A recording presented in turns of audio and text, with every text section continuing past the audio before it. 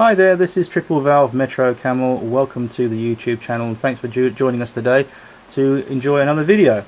Okay, this September sees the arrival of 3 iconic railway locomotives to Bentley Park, which is my Great Eastern theme layout, and this is the 3rd and final arrival, and you probably guessed what it's going to be. This is the Flying Scotsman from the National Railway Museum collection. This is the new updated version. This isn't the black one, this is the Nrm apple green one, but I thought I'd do a video on this because this came in the mail along with my Deltic today, both purchased from the National Railway Museum locomotion building or museum up in Shildon. So it was on special offer for £115. I haven't got the modern Flying Scotsman, I've only got the Legends version, which is like the railroad version basically, no detail on it whatsoever. I'm sure many of you out there who are Flying Scotsman fans on YouTube can remember even the old Trying Hornby versions, the one that was made famous by James May in Toy Stories. Well, as great as they are, whether you own one of those ones or you own the modern version, which I'm about to do today, it's just that you can't not love Hornby Railways without having the Flying Scotsman. It's got to be the iconic loco to own, that and the Mallard. So really this is a tribute to the Flying Scotsman and also to loads of Flying Scotsman fans out there, past generation, present and future.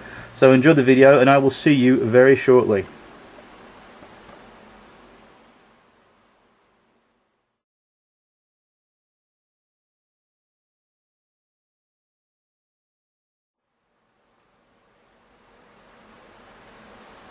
Okay, welcome back to the video. So this is the National Railway Museum specially commissioned model of the Flying Scotsman by Hornby.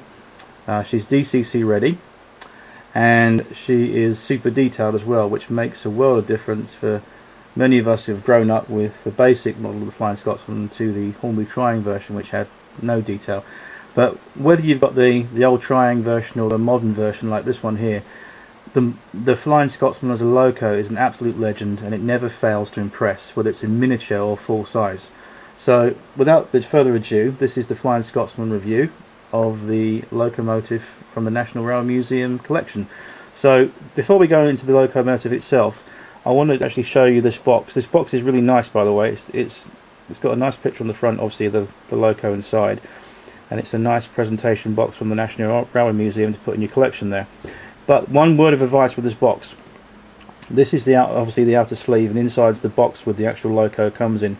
Be very wary of this box because it has the dreaded polystyrene split packaging tray inside.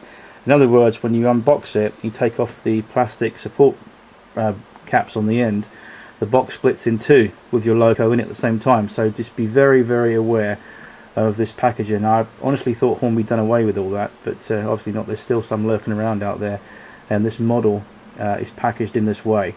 So be very careful when you unbox it. Unbox it on a nice flat surface, carefully take it out of the box and be aware of this.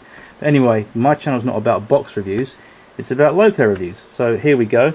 Here is the National Railway Museum commissioned model of the Flying Scotsman in all her glory. Look at this. Let's zoom in and have a little look at this. So what I like about this model straight up out of the box was the finish. This really is just the most amazing finish I've ever seen the Flying Scotsman actually done in terms of model wise. It's so crisp. Now this matte finish that Hornby have done on this Nrm apple green, between the boiler bands and the matte black of the smoke box end to the main boiler colour and the rest of the loco, is just really stunning, and it's really, really beautiful. And it's got some really superb detail on there as well. What I loved about this loco in the first place was it's got the German style smoke deflectors and the double chimney. Now I only own the single chimney version, which I'm sure most of you do, be it the Trying version or the Hornby Railroad series. My version is the Legends version, which I think Hornby tried to knock out as something different other than apart from it's a railroad model. but they named it under a different thing called Legends, and obviously it's a railroad model, so when you open it up there's zero detail on it compared to this baby. So anyway, I'll zoom out the camera just a second and bring around to the front so we can have a little look. So the first thing we notice about this loco is its profile. It's really just a really handsome looking loco, and there's loads of detail on this. I'll bring it in.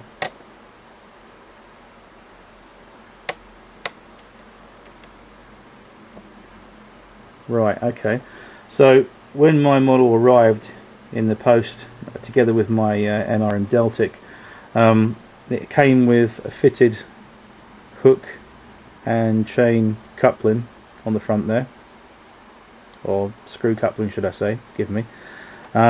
These little vacuum pipes here and jumper cables, these are a separately fitted item that I've super glued in place, and they're very simple to fit underneath the buffer beam when you turn the loco over.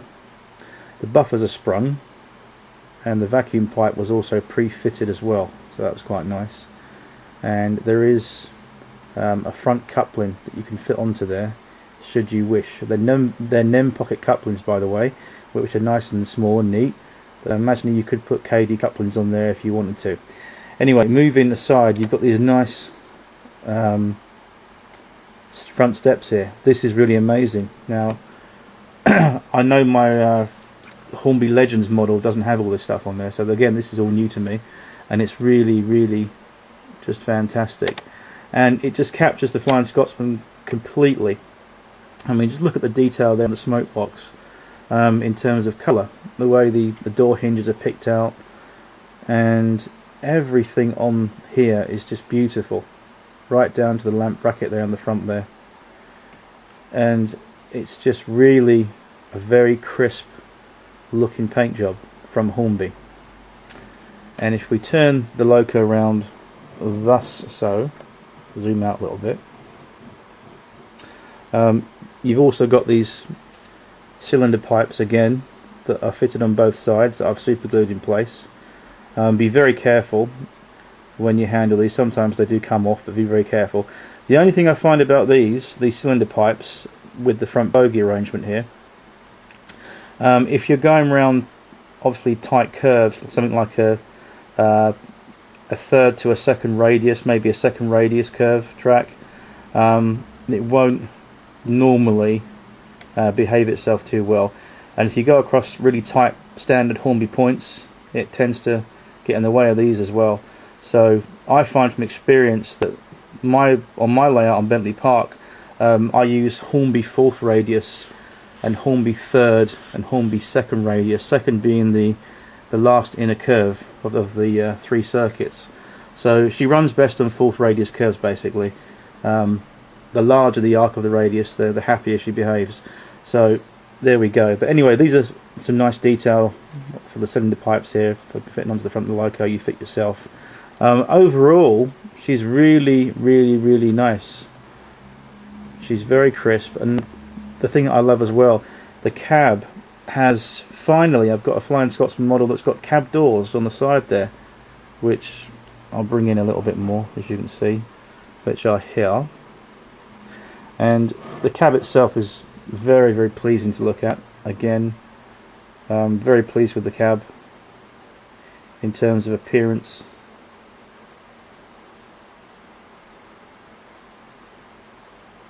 Now that is nice. That is really lovely.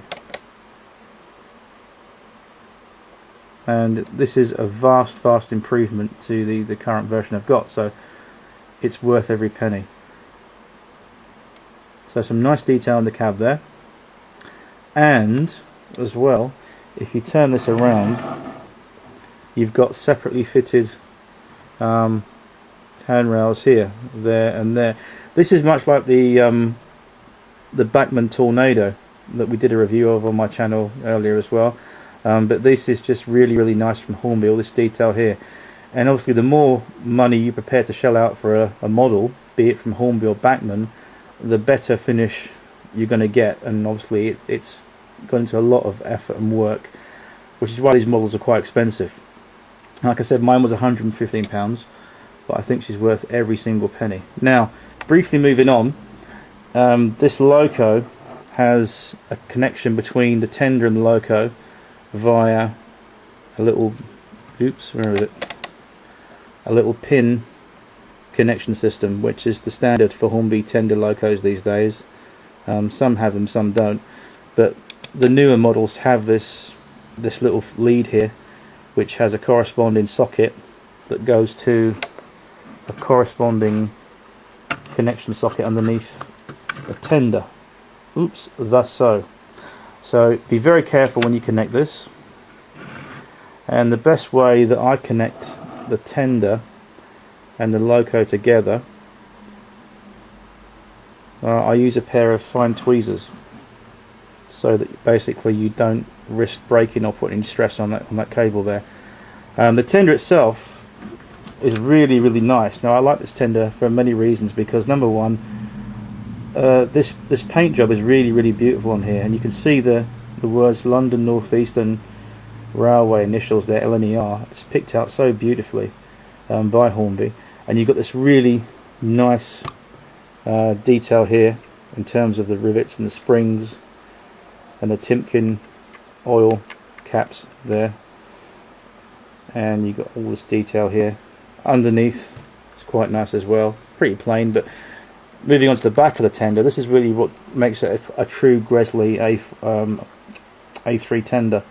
This really is a very, very nice finish here. You've got this proper corridor connection here, nice and chunky, plus you've got the circular window to indicate the famous connection between the tender and the loco through there. And she's got removable coal. Woo! So it means that you can actually remove this if you want to. Now, I'm very tempted, me being me, to remove this and put real coal in here, but for some reason I just like the finish on there as it is, and I think because it's a National Railway Museum limited edition model, I may just leave it in pristine finish, to be honest with you. So you've got some nice detail on the tender there, as you can see.